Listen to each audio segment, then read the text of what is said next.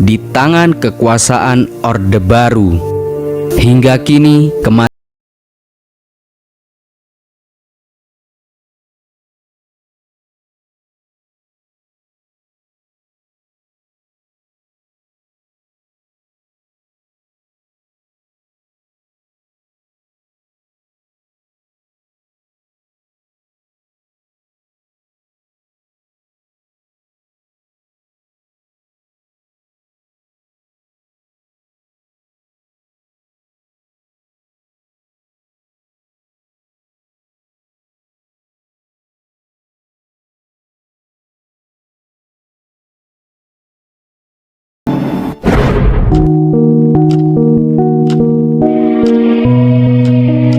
Letnan Jenderal Hartono lahir di Solo, Surakarta, Jawa Tengah pada tanggal 10 Januari 1927. Dia merupakan sosok yang sangat loyal kepada Presiden Soekarno dari awal hingga akhir masa pemerintahannya.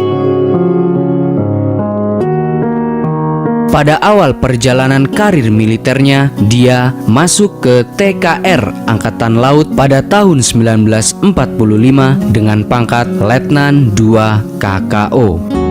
Selama di ALRI atau Angkatan Laut Republik Indonesia, karirnya memuncak. Selain mempunyai karir yang cemerlang di dunia militer, Hartono juga memiliki andil terhadap Indonesia. Pada masa revolusi, Hartono berjuang melawan Belanda dalam agresi militer maupun operasi Trikora dalam memperebutkan Irian Barat. Selain itu, Hartono juga terlibat dalam operasi Dwikora maupun penumpasan DITII di Jawa Barat dan Aceh hingga penumpasan PRRI Permesta. Pasukan Korps Komando Angkatan Laut atau KKO merupakan pasukan andalan TNI. Pasukan Baret Ungu ini dulu dikenal sebagai pasukan yang sangat setia kepada Presiden Soekarno. Kesetiaan KKO yang dikomandani Letjen Hartono ini bukanlah hanya sekedar abal-abal saja, bukan sekedar jargon saja. Hal ini dibuktikan setelah kekuasaan Bung Karno menyusut. Gerakan 30 September yang dikepalai Letnan Kolonel Untung, Komandan Batalion Cakrabirawa. Setelah terjadinya tragedi berdarah G30S, suasana yang begitu tegang, KKO mempamerkan kekuatan sebanyak 30.000 pasukan yang dipamerkan di Surabaya ketika melewati Kodam Brawijaya dengan teriakan "Hidup Bung Karno, hidup Bung Karno, Bung Karno Jaya, Bung Karno Jaya".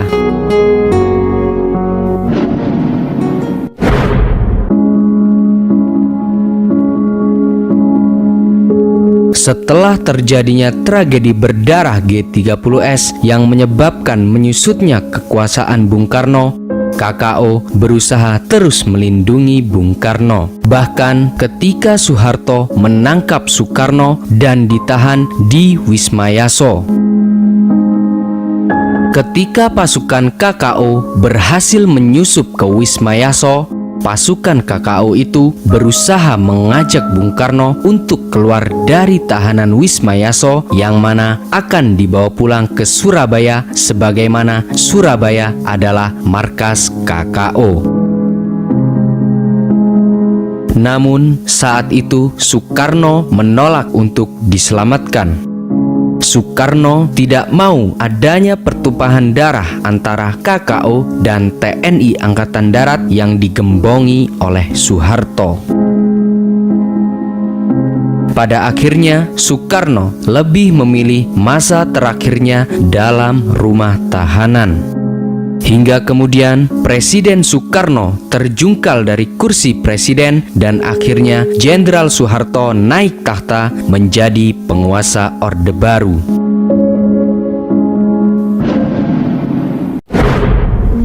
Melalui Melalui pekan raya ini, daerah-daerah dapat memperkenalkan potensi ekonomi. Saat Soeharto naik tahta menjadi presiden pada tahun 1968, dia melihat bahwa keberadaan Hartono bisa menjadi batu sandungan bagi pemerintahan Orde Baru.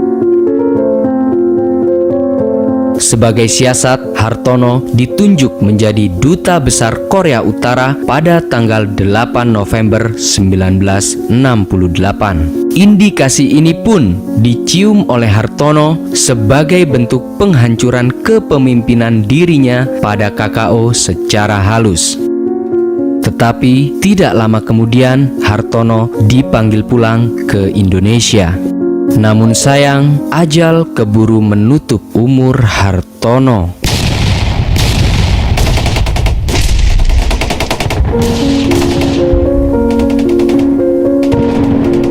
Hartono ditemukan kaku tidak bernyawa di rumahnya dengan bekas tembakan di kepalanya. Di samping jasadnya ditemukan pula pistol berjenis Makarov. Sontak Hartono dikabarkan bunuh diri. Sejumlah fakta menyebutkan bahwa dia tewas dibunuh. Kabar resmi dari TNI Angkatan Darat daripada kematian Hartono dikabarkan pula bunuh diri.